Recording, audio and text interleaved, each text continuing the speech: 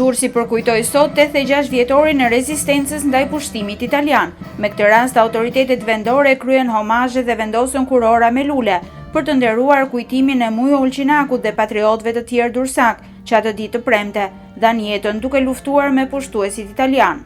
Ishte jo vetëm e premte, por në fakt ishte një premte e sterrosur, sepse ishte një agresion i cili cënoi sovranitetin e një vendi.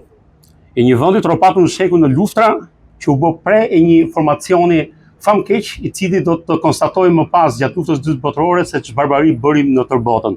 Është një ditë historike për Durrësin dhe për gjithë Shqipërinë, sepse shënoi fillimin e luftës antifashiste dhe shënoi dhe tregoi sa adedashës jemi ne.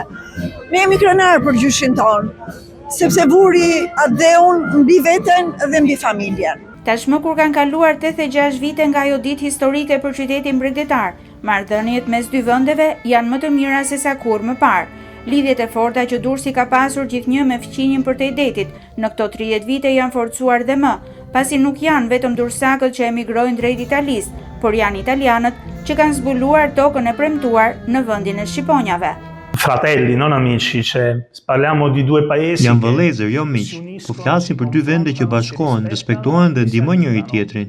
Të mos harrojmë që gjatë pandemisë së Covid-19 ishte Shqipëria që erdhi e para në ndihmë të Italisë. Ad aiutare l'Italia.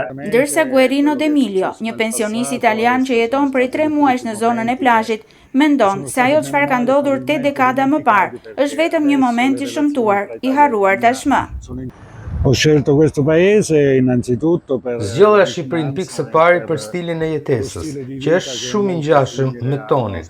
Gjeta shumë ngjashmëri këtu mes Shqipërisë dhe Italisë dhe ndihem shumë mirë këtu. Ajo çfarë ka ndodhur në të kaluarën mund të konsiderohet moment i shëmtuar, por tashmë janë harruar sepse marrëdhëniet mes Shqipërisë dhe Italisë janë shumë të mira.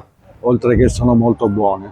Vitet e fundit italianët kanë zbuluar Shqipërinë në të gjitha kuptimet e fjalës dhe të shumt janë ata që jetojnë apo punojnë prej vitesh në Durrës apo vinë këtu për të kaluar pushimet.